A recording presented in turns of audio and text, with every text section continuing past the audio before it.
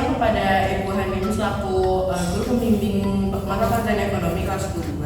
Pada kesempatan ini kami dari kelompok 7 izin mempresentasikan hasil diskusi kami pada tugas aktivitas ekonomi halaman 64 sampai 65. Tapi sebelumnya izinkan kami memperkenalkan diri. Nama saya Fania Fadlita Zakir.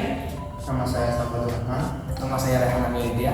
Dan ada juga anggota kelompok kami atas nama Najila Barita Wardoyo yang izin tidak bisa hadir ikut membuat video pada hari ini karena dispensasi Kopda dan upacara di kantor gubernur. Langsung saja masuk ke soal yang pertama, itu soal nomor 2 langsung. Alat pembayaran non tunai berkembang semakin pesat. Teknologi memegang peran yang penting dalam perkembangannya. Apa saja yang termasuk alat pembayaran tunai? Bagaimana teknologi mengaruhi perkembangan alat pembayaran tunai? Alat pembayaran tunai adalah instrumen keuangan yang menggunakan uang tunai sebagai sarana transaksi. Contohnya koin dan kertas. Teknologi telah mempengaruhi perkembangan alat pembayaran tunai dengan memperkenalkan alternatif non tunai seperti kartu kredit, debit, transfer bank, elektronik, dompet digital, dan pembayaran melalui aplikasi seluler. Hal ini memudahkan transaksi tanpa perlu uang fisik, meningkatkan efisiensi, keamanan, dan kenyamanan. Teknologi juga mendorong inovasi dalam hal keamanan transaksi seperti penggunaan chip, enkripsi, dan autentikasi 2 faktor untuk melindungi data keuangan pengguna. Selanjutnya akan dilanjutkan oleh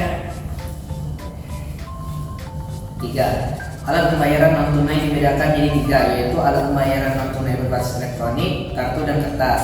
Masing-masing alat pembayaran tersebut memiliki beberapa jenis. Khususnya jenis-jenis alat pembayaran non tunai.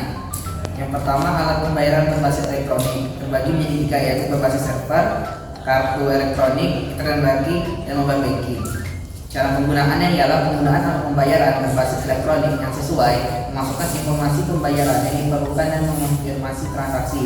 Ini bisa dilakukan melalui aplikasi perbankan, dompet digital, atau kartu pembayaran elektronik, tergantung pada preferensi dan ketersediaan di tempat adanya. Selalu pastikan untuk mengamankan informasi pembayaran Anda dan waspada terhadap potensi penipuan. Yang kedua ialah alat pembayaran berbasis kartu terbagi 2, yaitu kartu debit dan kredit. Cara penggunaannya ialah 1. Pilih barang atau jasa yang ingin Anda beli. 2. Pilih kartu pembayaran yang ingin Anda gunakan dan dari bank mana. 3. Masukkan pembayaran Anda ke dalam mesin pembayaran atau berikan kepada kasir jika melakukan pembayaran langsung. 4. Verifikasi transaksi jika diperlukan, masukkan PIN atau tanda tangan sebagai verifikasi transaksi. 5. Tunggu konfirmasi. 6. Ambil kartu Anda setelah transaksi selesai. Yang ketiga, alat pembayaran berbasis kertas terbagi menjadi cek, giro, nota debit, nota kredit, kwitansi transfer atau wesel, telegram transfer, uang kertas, dan koin. Cara penggunaannya adalah 1. Pilih barang atau jasa yang ingin Anda beli. 2. Hitunglah jumlah uang tunai yang sesuai dengan harga barang atau jasa yang akan dibeli. Yang ketiga, berikan uang tunai kepada kasir atau pihak yang menerima pembayaran. Dan yang terakhir ialah 4. Terima kembalian dari transaksi Anda jika ada. Tadinya akan dilanjutkan oleh Aslam. Baiklah, untuk pertanyaan nomor 4, disediakan infografik. Berdasarkan infografik tersebut, analisislah pertanyaan-pertanyaan berikut.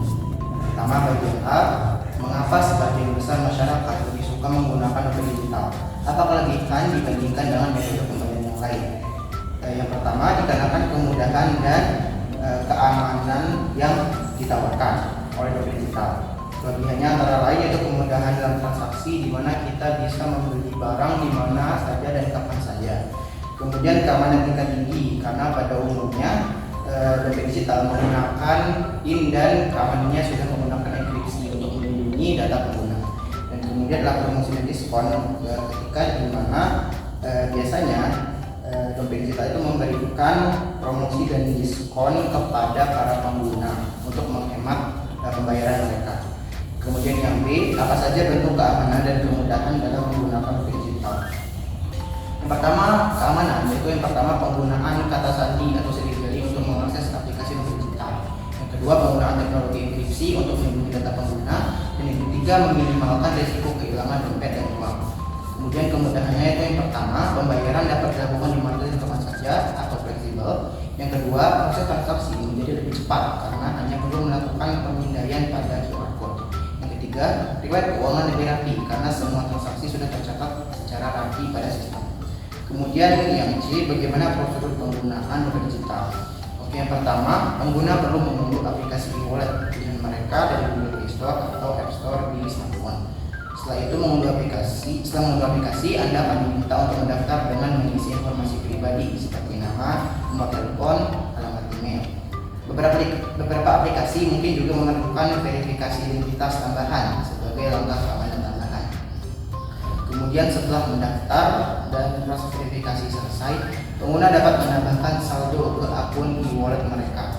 Saldo dapat ditambahkan melalui transfer dari rekening bank atau kartu kredit. Beberapa e-wallet juga memiliki fitur top up melalui gerai atau minimarket. Kemudian selanjutnya, dengan saldo yang ada di akun dompet digital, pengguna dapat melakukan berbagai transaksi. Di toko fisik, pengguna dapat melakukan pembayaran dengan menggunakan scan kode QR atau NFC.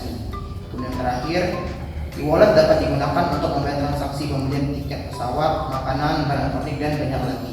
Pengguna juga dapat menggunakan aplikasi ini untuk membayar tagihan listrik, air, atau kartu kredit. Kemudian yang D, terdapat beberapa jenis dompet digital yang ada di Indonesia. Apa saja jenis dompet digital tersebut? Bagaimana masing-masing dompet digital memberikan pelayanan dan pembayaran? Oke, yang pertama yaitu GoPay. GoPay yang merupakan salah satu layanan yang berada di bawah naungan Gojek. GoPay ini bisa digunakan untuk membayar transportasi, memesan makanan, membayar tagihan, mengisi pulsa, investasi, hingga membayar jasa pengiriman, dan bahkan ada penawaran promo, diskon hingga cashback untuk pengguna yang sering menggunakannya. Yang kedua yaitu OVO. OVO ini dimiliki oleh Bimbo Group, namun kini telah bekerjasama dengan Grab. Dompet digital ini juga memiliki beraneka fitur menarik, mulai pembelanjaan online, transportasi, pesan antar, transferan terbang, dan lain sebagainya. Yang ketiga adalah Dana. Dana sudah terhubung dengan ATM bersama dan juga BPJS yang bisa digunakan untuk transaksi dengan scan QR code, transfer uang, dan lain sebagainya dengan sangat mudah. Kemudian yang keempat yaitu ShopeePay. ShopeePay langsung terhubung dengan Shopee selaku marketplace. Menariknya lagi, ShopeePay tidak hanya bisa digunakan untuk membayar tagihan atau belanja di Shopee saja, tapi juga bisa digunakan untuk pembayaran Shopee Food dan lain sebagainya. Yang kelima, Link Aja. Menurut situs resminya, aplikasi Link Aja bisa digunakan untuk pembayaran kebutuhan esensial harian seperti pulsa data, listrik, pembayaran SPBU, transportasi umum, dan lainnya. Selain itu, Link Aja sudah melakukan kolaborasi dengan beberapa perusahaan BUMN untuk memberikan kemudahan bagi penggunanya. Kemudian yang E, berdasarkan infografi tersebut, simpulkan pemanfaatan dompet digital dalam masyarakat.